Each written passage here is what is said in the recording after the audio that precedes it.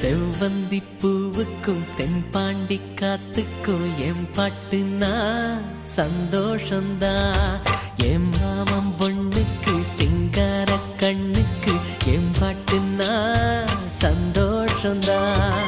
அம்மாடிவோம் கொலுசு சத்தம் ஆதாரமா நெஞ்சில் நிற்கும். அழகே உன் பேர் சொன்ன கவிதை கொட்டும். செவ்வந்தி பூ